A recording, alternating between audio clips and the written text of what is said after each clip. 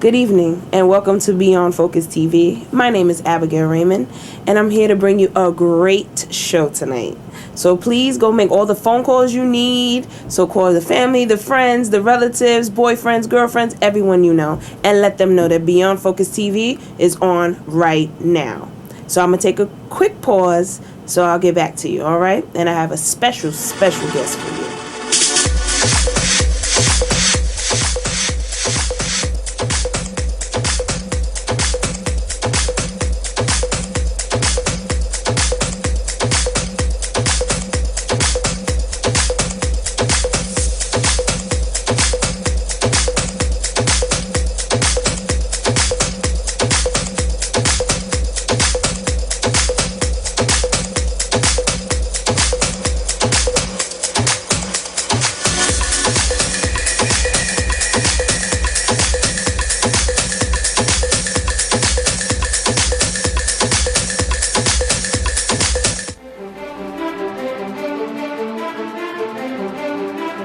Welcome back. I hope you made all your phone calls because I'm ready to introduce my special guest. Well, my special guest, her name is Anthonine Pierre. She works for the Brooklyn Movement Center. She's a lead organizer there. So let me introduce you to my guest. Say hi, Miss Anthonine Pierre. Hi, how are you, Abby? Thanks for having me. Oh, I'm glad to have you here because I really have a lot of things I want to talk to you about. But I'm going to start off by asking you, introduce yourself to my audience. Let them know a little bit about you, like, what you do, where you're from, things like that. Great. Well, my name is Anthonine, like you said. I was born and raised in Brooklyn, Kings County Hospital. Aww. And I'm from East Flatbush. My parents are both Haitian, so I definitely grew up with a strong sense of understanding community and the importance of community and how important it is for us to gather politically and make change in our society. That definitely came from my family. And I've been with the Brooklyn Movement Center now for a little bit over a year and a half. Wow, that is truly excellent. So, for example, while working there, what have you learned about, the different types of communities in Brooklyn? Well, the Brooklyn Movement Center, we work in Central Brooklyn, so that's Bed-Stuy and Crown Heights for anyone that's watching this from those neighborhoods, that lives in those neighborhoods. Okay. And what I've definitely learned, it's something that I've just deepened in understanding as something that I've known maybe all my life, is that Brooklyn is so diverse and every neighborhood is so different. And when you cross the street, you think you're crossing the street, and you're definitely crossing from one world to another. And as a community organizer, it's really important to really understand what is that community that you're organizing in. To be how can I be a part? How am I a part of this community? And what I think it's really easy sometimes for organizers to just say, I'm out here organizing the community, and sort of just look at neighborhoods as these. Like everyone is the same, but really trying to understand who are the different people that live in a neighborhood, what all the different interests are, and what people are actually looking for when they talk about change. There isn't just one easy definition of change. So really trying to understand how complex the neighborhoods are. Oh, wow. Well, what kind of things have you organized in Crown Heights and East Flatbush neighborhoods? What kind of things have you organized already? Right. So we are, as a very young organization, I came on last November as one of the first hired staff for the organization. And we've been doing what's called base building in terms of community organizing. So it's been a lot of talking to people, a lot of getting to know people, a lot of what I was saying in terms of just figuring out what the neighborhood looks like and who's in the neighborhood and what people are actually looking for.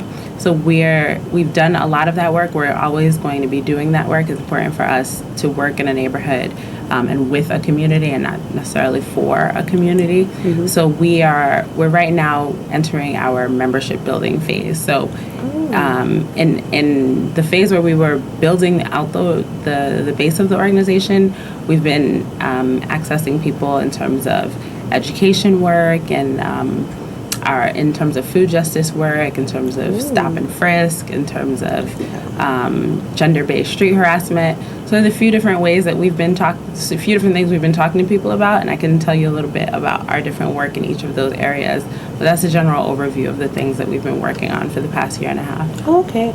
I mean, as working there, do you feel personally like you've made a change in certain people's lives? Because that's one of the things that I've noticed about when people work with the community is basically trying to change someone's life. I mean, one life at a time. Do you feel you've personally touched anyone? Yeah, I mean, I think what's really great about the Brooklyn Movement Center is that we're really invested in the entire neighborhood, and we're really invested in not so much just, one person having a change in their lives, but really how can we set up the neighborhood to have generational change? How can we create a neighborhood that's going to nurture our children differently from the way that we grew up in the neighborhood? So what's been exciting about that and is on some level building the patience, knowing that this is, I'm with BMC and I love the work that we do, and knowing that I'm a year and a half in and this is a multi-year process and I'm going to be involved in this work for many, many years, and thinking about what it takes to do work for that long of a period of time and what does change look like. So it's not easy. It's not like, oh yeah, tomorrow, cops stop harassing Black boys on the street and everything is great. It's not about that. It's more about what's incremental change. And what's most exciting to me is what's the change that's happening. What's the actual, how are we actually changing society? How is the way that I interact with you on the street or I interact with my neighbors? How is that actually being changed? How are we actually developing a different society from what we have? That's exciting, and I've seen little bits and pieces of that, but definitely not anything that, again, no one tomorrow is going to stop seeing stop and frisk as a problem, but seeing how we interact with police differently may cause a change. Right. It's definitely about building blocks, and I think that's something I think that deters people from getting involved in social change, because they're like, oh, well, it doesn't do anything, or I voted and it didn't do anything, and it's really about what's the long term. I mean, while doing all these different interactions, I mean, are you educating the people about how to make the changes? Because you can't just make a change without educating and acknowledging what most of these people feel. Yeah, I mean, so I'll give you an example. Our education has been the biggest work that we've done in the past year and a half.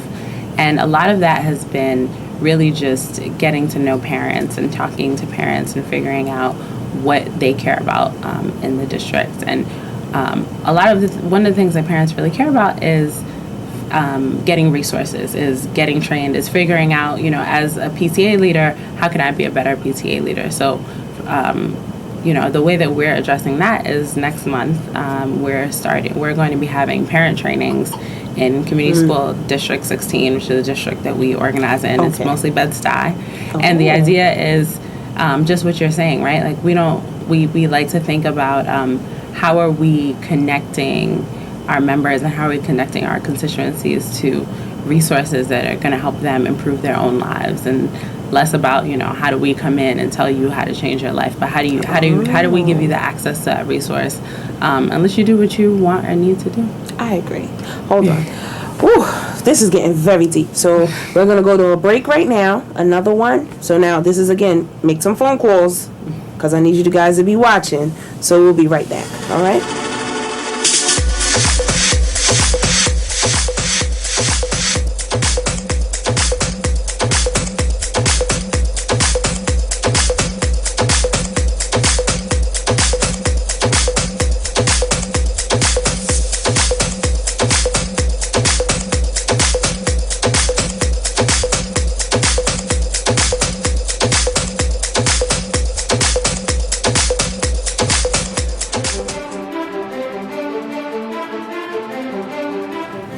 Welcome back to Beyond Focus TV. We're going to still continue talking to my special guest, Anthonine Pierre from the Brooklyn Movement Center. So let's go back and talk to her before she gets upset. How you doing? All right, just to continue our conversation, because I really wanted to address the parenting thing that you were talking about. I think that's a real cool thing where you're going to teach not teach but help parents and being more involved in their kids' lives as a PTA member, because a lot of people don't know that the PTA is, you know, really helping the kids. They feel that it's just something to go and hang out, or it's something that's unimportant. But can you like explain to the viewers like how important that step in a child's life is? Yeah, I mean, with the PTA, I mean, the PTA is, if anyone even if you're not a parent, everyone has heard of a PTA, and you know that they have meetings, and you know that they have bake sales, and you know that they're around. But the thing about PTAs is that a lot of people don't realize how much power a PTA can have, that a PTA can fundraise and get things for the schools. That in a lot of neighborhoods where schools have a lot more resources, sometimes a lot of those resources come from the PTA. So thinking about, you know, not only fundraising, but also thinking about if you're a parent and you don't know what's going, you know, it's a new school or it's a new neighborhood, or maybe, you know, you're not very strong with the language, knowing that the PTA is a resource for you. You know, if the principal is difficult to access, or you don't have a good relationship with your children's teacher, the PTA should be a good place for you to go to parents just like yourself and get resources, whether that's related to your child's school or even other things. You know, there's a saying in community organizing that you meet people where they're at, right? So if you're a part of, if you're a PTA leader and you know that a lot of the parents in your school don't have full-time jobs, then you can go after the resources and let parents know, you know, what job training resources are available in the neighborhood. Or, for example, if you know a lot of your parents need food benefits, then you can also get resources about that. So PTA should be a resource for parents to improve their students' school experience, but it should also be a resource for them to just improve themselves, and that's how you start uplifting a whole neighborhood. I truly agree. I think that's one of the biggest things. I mean, I don't have any kids. Do you have any kids? No, not yet. Yeah, same boat. Not yet. But I mean, I truly agree with you. I think PTA is very important, and I think it's something that parents should be more involved in, because it does concern your kids and the neighborhood also. But I mean, besides that, like the Brooklyn Movement Center, like, do they also, like, is that a place that you can go to get like different resources, like for example, you know, like food benefits, and would they teach you how to get these things, housing and all these different things, and job placement? Because that's one of the biggest things that's affecting our community right now. There's a lot of people without jobs. So is that a place where they can go and look for stuff if they need any of those things? So as community organizers, we see our role in the neighborhood to really bring people together, and bring them together around social change, around policy change, really get resources to help people come together and figure out how to make change on different issues. So if, for example, you know, we talk about, just bring up the PTA again, if, for example, there's a street in front of your kid's school that has a lot of high-speeding traffic and 3 kids have been hit by cars in the past year, we're hoping that BMC could be the kind of place where people could come together and have a meeting and talk about what it would take to make that street safer, and then go through the policy of trying to figure out like how to actually carry that out. So that's not to say that we don't care about job placement. It's just to say that that's not our role. We have partners that do different kinds of work that we don't do. So we do want to connect people to those resources, but we see ourselves as conveners. We see ourselves as we're the ones that bring people together and help you figure out how to shake the man, how to change the system. That's what we're here for. That's kind of cool. So basically you're like the glue to like that holds everything into a certain place. It's like basically it's like a hub. Like you just go there and you find out whatever information you need, and that is kind of cool. Basically the next question I would like to ask you, just to see, voting. A lot of people don't understand the voting system. Like, I'm not sure if you've heard this before. Like, people usually have a quote that, oh, well, I'm not going to vote because it doesn't matter. But from my standpoint, I believe voting does matter. It does make a difference. Without a vote, you don't have a voice. Like, how does the Brooklyn Movement Center help or basically give the people in that neighborhood a different understanding about voting? Yeah, I'm really happy that you asked that question, because 2013 is a big year in New York City in terms of elections. Yes. We've got in Brooklyn, we've got 2 citywide races, district attorney and borough president. We've got a bunch of city council seats. We've obviously got the big mayor's race. So recognizing that, the Brooklyn Movement Center, we actually co-sponsored a candidate's like a meet and greet a few weeks ago, and that was the kickoff for an entire summer of voter engagement work that we're going to be doing.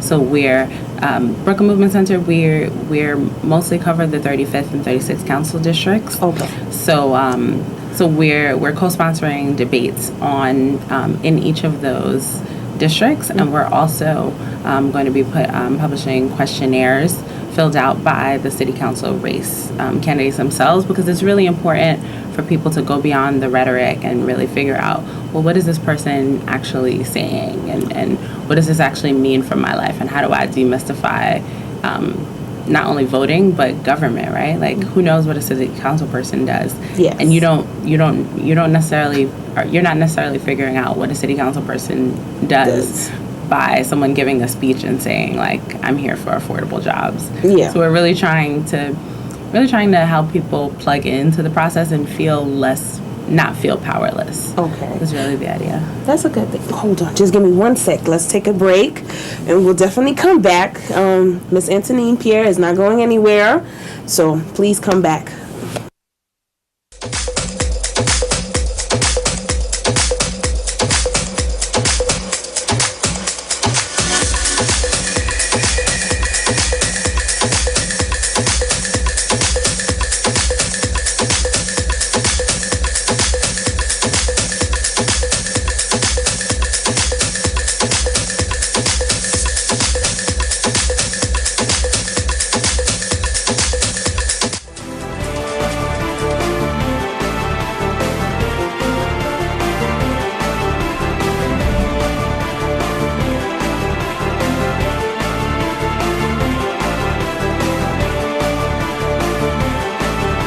Welcome back to Beyond Focus TV.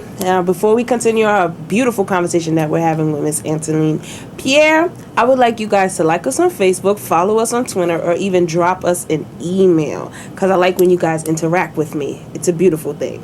So, let's turn back the cameras to Miss Anthonine Pierre so she can continue letting us know things. All right? Are you ready? Hi, how you feeling? Hi, good to be back. Yes. So, basically, I know you were talking about the districts, because see, certain people don't know the differences between 35 and 34 or 42 or 52. For those people who don't vote, so they don't really know their districts. So, What is District 34 and District 35? What areas fall in that place? Yeah, so City Council District 35 is currently represented by Tish James, and it's Fort Greene, Clinton Hill, and parts of Crown Heights, Prospect Heights as well. Oh, okay. District 36 is currently represented by Alvan, and it's a lot of Bed-Stuy and North Crown Heights. Okay. See, this is what I be trying to tell the viewers, that they have to know who their, who their district leader is. Because the thing is, what I've understood, that your district leader is actually who you speak to fix the problems in your neighborhood. They're like the closest link, and then they will take it to the next level and the next level and the next level for you. So, basically, how important is a district election is? So for city council, it's really important because there are, I believe, 51 city council people that represent districts all throughout the 5 boroughs. And it's important because that's your vote in the city council. That person represents however many, 150,000 people that live in the area. And they act on behalf of everyone that lives in the district. So these people they want to hear from you. They want to listen to you, so that they can represent your interests. So if you're not voting, if you're not writing letters to your council person about things that you have issues with, if you're not just communicating with them and letting them know how you feel about the district, then they're acting without you. That's essentially it. So basically, if you, like I said, no vote, no voice. Right. And not just voting, but the things that go beyond voting. Being able to engage your elected officials beyond every 4 years when they're up for a vote. Or, if it's assembly or a district leader every 2 years. See, that was just the next question I was about to ask you. Like, some people don't even know when the time is to vote for these people. Some people think it's just the presidential election, that's it. Or the mayor's election, like what's about to come up right now. For example, a person like me, if I wanted to go, would I be able to come to the Brooklyn Movement Center and, like, find out who my district council person is if I needed to? Or would somebody be there to show me and explain to me, when the elections are, how to vote, and things like that? So as a part of our voter engagement work that we're doing this summer, yes, we're going to be publishing a voter guide on our website. So it's going to be available very shortly. And you'll be able to see not only, how you can figure out what district you live in, but you'll also be able to see, all the people who are running for office in District 36. You'll be able to see, who they are, what's their name, where they're getting a lot of their funding from, where they're spending money. So really getting to the nitty-gritty of things that we talk about a lot in the press for a mayor's race, but for a city council race, there just really isn't a lot of attention. Okay. Is there any particular reason for that? Well, I think it's that people. There are 2 things. I think that one is that there are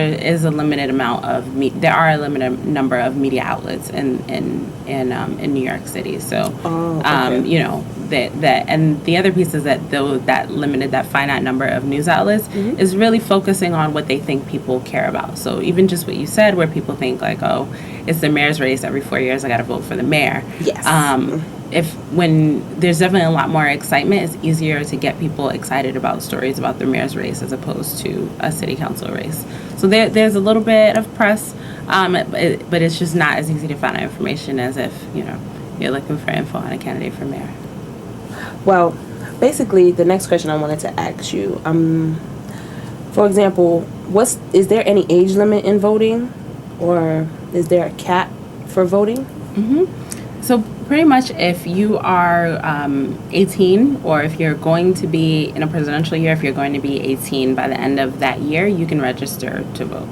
Oh, okay. Yep. And there's no, if you have a 102-year-old grandma, she can register to vote.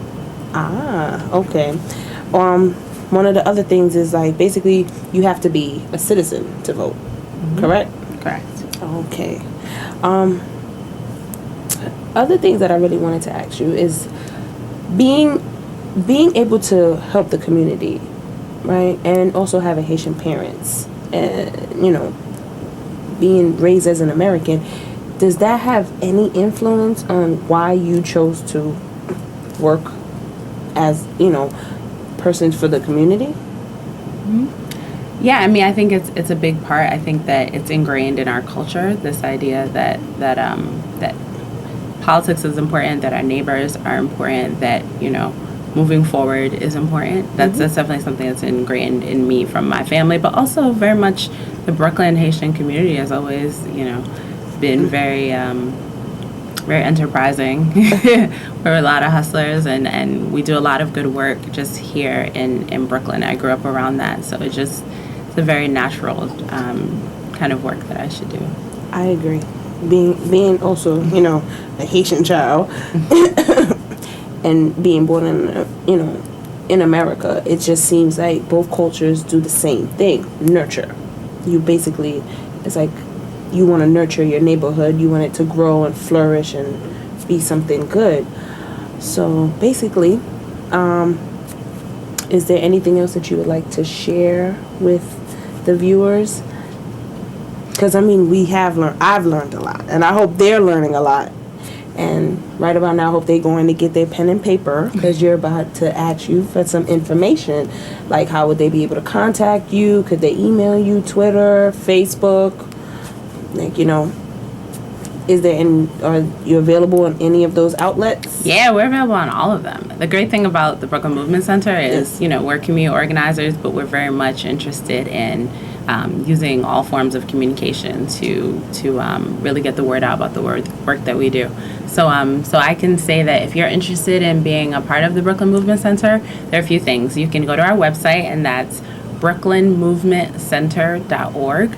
You can give us a call in our office, and that number is 718-771-7000. And you can also like us on Facebook, facebook.com/Brooklyn Movement Center. And we're also on Twitter, and that's twitter.com/BK Movement. Oh, cool. You're just like on all the things. We got to be. I mean, if everybody else is there, we got to go where the people are. I agree. Now, you see, that's what I'm talking about. You guys got to be ready. Get your paper, pen, everything ready. Hopefully you had your friends watching the show. So I just want to tell you, thank you so much, Ms. Anthonine Pierre, for coming. I very much appreciate you coming through and sharing your information with my audience and everyone. Oh man, I just want to say thank you for the lovely job that you've already done for our community and everything, because I am a Brooklyn girl too. So hopefully we can have you on the show again at some later date and time. But thank you for coming. Oh, thanks for having me. Now, I just want to say, guys, make sure you tune in next week to watch Beyond Focus TV, and we'll be having a new guest for the show. So, my name is Abigail Raymond, and I am signing off. Bye.